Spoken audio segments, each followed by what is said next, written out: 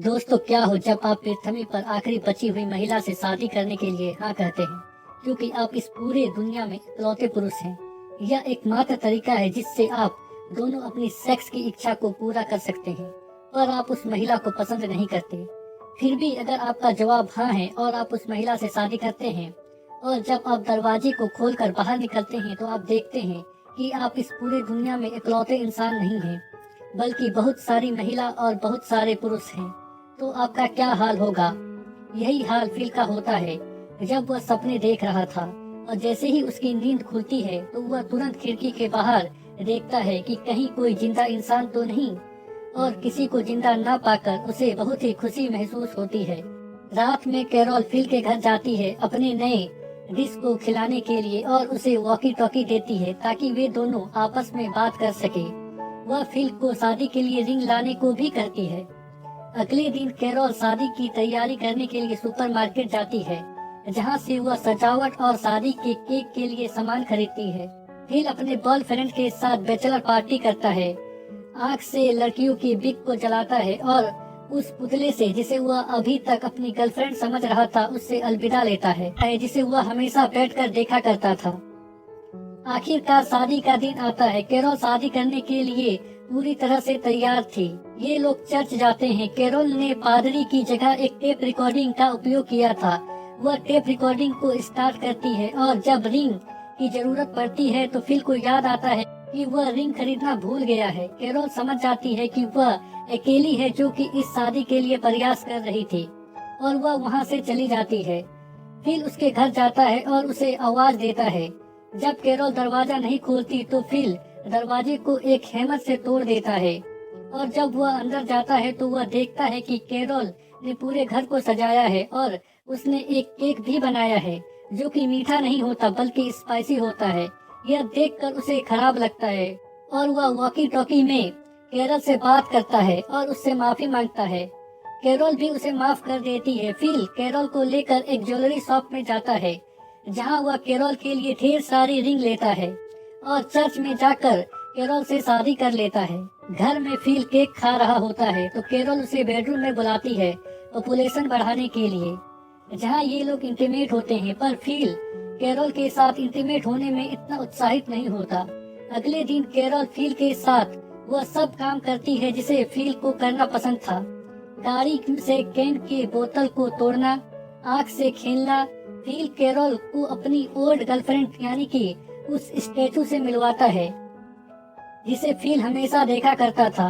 Carol एक positive wife की तरह वह उस स्टैचू को तोड़ देती है, और जब ये लोग घर जा रहे होते हैं तभी फिल की कार से एक कार टकराती है।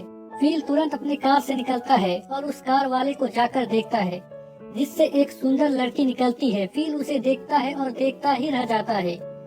वह उसे देखने में इतना खो जाता है कि वह भूल जाता है कि उसके गाड़ी में कैरोल बैठी हुई है जो कि उसे आवाज दे रही थी। उसे कैरोल की आवाज भी सुनाई नहीं देती जिसे चोट लगी थी।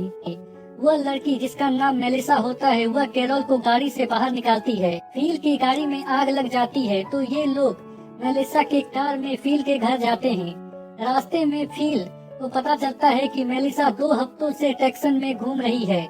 मेलिसा फिल को कहती है कि अगर तुमने अलाइव इन टेक्सास के नीचे अपना एड्रेस लिखा होता तो मैं सीधा यहीं पर आ जाती। इस बात का फिल को अफसोस हो जाता है, क्योंकि अगर उसने अलाइव इन टेक्सास के नीचे अपना एड्रेस लिख दिया होता तो उसे मेलिसा 2 हफ्ते पहले ही मिल चुकी होती और उसे कैरोल से शादी नहीं करनी पड़ती। कैरोल उसे बोलती है कि अगर तुम 2 हफ्ते पहले मिलती तो तुम हमारी शादी में शामिल हो सकती थी एक गेस्ट के रूप में। वह बोलती है कि क्या तुम दोनों शादीशुदा हो? कैरोल उसे बताती है कि हाँ, हमने 2 दिन पहले शादी कर ली है। फिल मेलिसा को ये सब बात नहीं बताना चाहता था। फिल कैरोल और मेलिसा के बीच में जो खिड़की होती है उसे बंद कर देता है ताकि कैरोल मेलिसा से बात ना कर सके, और वह मेलिसा से बात करने लगता है, पर कैरोल खिड़की को बार बार खोलकर फिल को डिस्टर्ब करती है। जब ये लोग घर पहुंचते हैं तो फिल मेलिसा को पटाने की पूरी कोशिश करता है, पर कैरोल मेलिसा को फिल के बारे में सब कुछ बता देती है कि फिल उसके आने से पहले किस तरह पूरे घर में कूड़ा फैलाकर रखता था। उसने एक पूल को अपना टॉयलेट बना रखा था मेलिसा आराम करने के लिए एक घर ढूंढ रही थी। फिल पूरी कोशिश करता है कि मेलिसा उसके घर में रुक जाए, पर ये सब बात सुनने के बाद मेलिसा उसके घर में नहीं रुकती। वह बगल वाले घर में रुकने का फैसला करती है।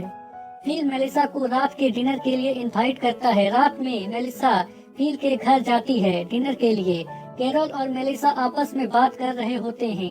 तभी हम फिल को देखते हैं, जो कि पूरी तरह से बदल चुका था, क्योंकि उसने अपने बियर्ड यानी कि दाढ़ी को सेव कर लिया था, जिसे देखकर कैरोल और मेलिसा चौंक जाती है। फिल ने ये सब मेलिसा को पटाने के लिए किया था, पर यह लुक ना तो मेलिसा को और ना ही कैरोल को पसंद आता है। जब ये लोग डिनर कर रहे थे तो फिल मेलिसा के साथ फ्लर्ट करता है और उसकी हर बात पर हाँ कहता है, ताकि मेलिसा को लगे कि फिल की सोच और उसकी सोच बिल्कुल एक जैसी है। जब मेलिसा उसे अपने पति के बारे में बताती है कि उसने अपने पति को किसी और के साथ देखा, वह उसे चीट कर रहा था, इसीलिए उसने उसे छोड़ दिया, तो फिल उसकी डिसीजन को सही कहता है और यह दिखाने की कोशिश करता है कि वह इस तरह के लोगों को पसंद नहीं करता। और जब सब चले जाते हैं तो कैरोल उसे दुनिया को चलाने के लिए, पॉपुलेशन बढ़ाने के लिए बुलाती है, पर फिल बहाना कर देता है और कहता है कि आज उसे कुछ ठीक महसूस नहीं हो रहा, किसी और दिन हम मिलकर पॉपुलेशन को बढ़ाएंगे।